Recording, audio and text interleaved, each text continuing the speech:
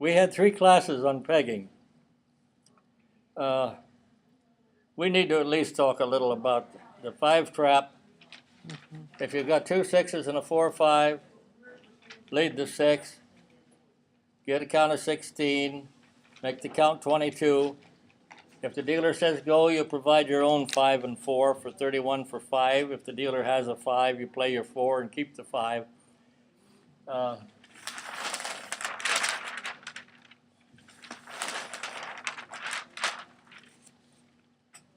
Jack, I call it the rattle trap.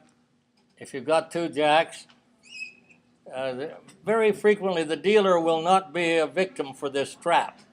Far more frequently that the non-dealer will get trapped with a jack, because the non-dealer will hold a jack with a 7, 8, 9, a 6, 7, 8, a deuce 3 jack jack, or a deuce 3 jack king, or a deuce 3 10 jack. And so whereas the dealer very often will put the jack in the crib. But if you need more than 2 pegs, hold the pair of jacks till the end. You might just pick up that 3rd one for 6 and a go is 7. And that kind of explains it. In a hand like this, we want to draw the dealer's 5 if they've got one and keep our 2 jacks. So unless we're playing defense, if we're playing defense, you like where you are and the hand is just fine, then yeah, the jack is the lead. That's the defensive lead there. But if you're looking to play offense, then lead the king, draw the 5 for 15, then play the queen for 25 and hope you can pick up a jack on the next play series. 7, 8, 7 or 8 is led, and you're holding a 4, 5, 6. The 4, 5, 6 can be anything. You need pegs. Play right on it if you need pegs. If you don't, then you play away.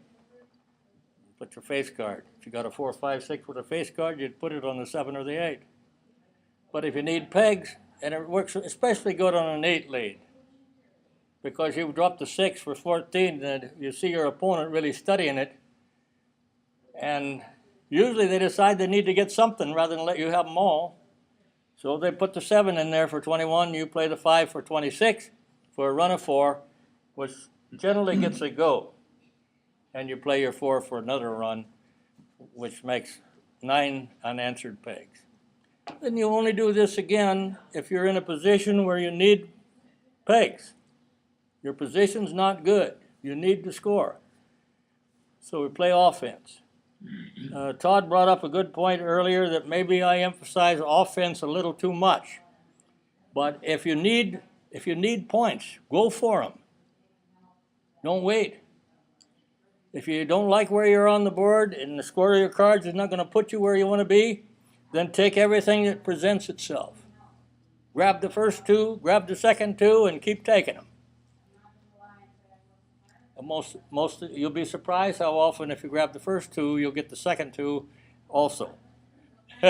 No problems. I mean, it looks a little risky, but you decided to do this. Position told you that you needed to make a move.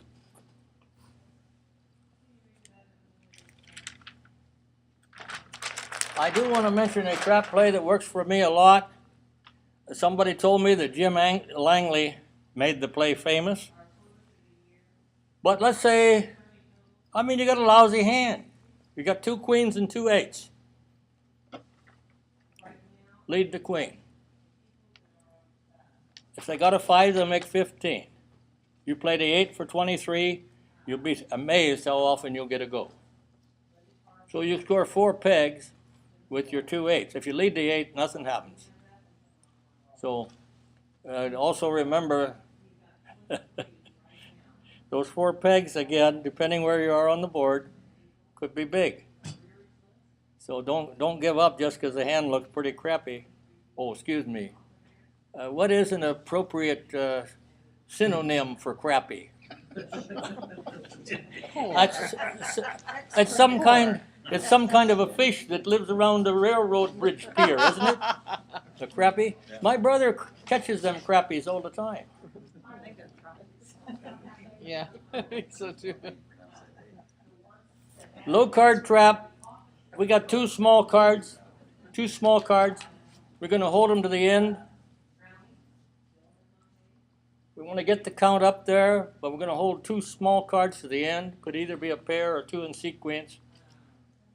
We're not going to hold one small card to the end, just one. Too great a risk. Keeping that ace to the end of the play or a deuce to the end of the play, and you just only got one small card, could set you up for some real high-scoring stuff on the end of the play. So we're only going to go after this when we got two or more small cards.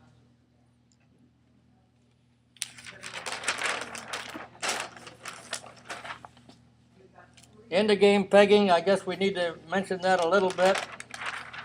The idea for the non-dealer is not to peg at all if they've got enough points to count out. You're counting out. You got first count. You need 6 and you've got 7. Pegs are immaterial.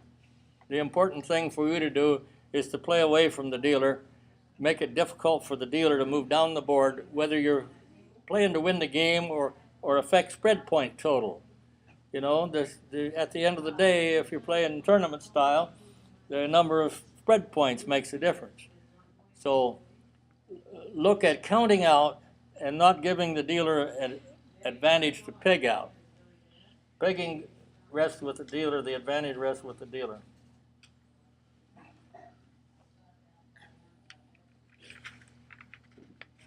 If you're dealing and you need 3 pegs to win, you don't have good pegging cards, then you might have to consider holding bad pegging cards.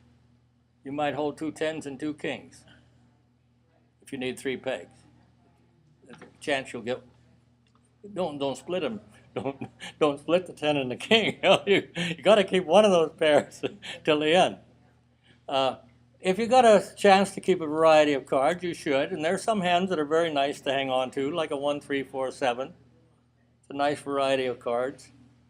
And there are others too. Actually, deuce 9 6 7. If your opponent is like 8 points out, they might have to play a double run of face cards, or a face card with a 5. And the deuce 9 6 7 works very nicely, because you get the deuce and the 9 to make the 31, and you still got the 6 7 back if you're needing pegs as the dealer to trap the 5. And most people won't lead the 5, so if they got one, generally you got a good chance to get it. Todd, he'll get rid of it.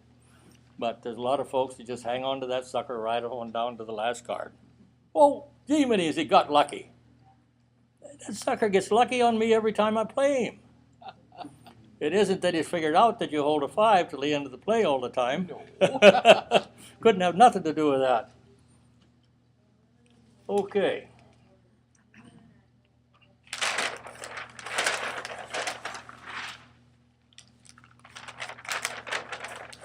Remember these. I play by these very much. If you don't have another plan in mind, this one works very good. 1 through 5 have high pegging value. End of game, dealing, 1 a peg. 1 through 5 have high pegging value. 6, 7, 8, 9 have moderate pegging value. Jack has low pegging value. First 2 cards to go, first 3 cards to go, if you could throw all 3, 10, queen, and king. If you were to hold one of these, that one is slightly better than these 2. And that is if your opponent, you see, if your opponent is close, they could hold anything. But if they're 8 points or more, they might hold a double run of face card, so sometimes you would get to pair a queen. The 10 and the king would become of less value. But generally speaking, this is how to do it. And if you didn't know anything else about endgame pegging, you have a chance to win if you can peg out. These cards will increase the number of times you'll do that.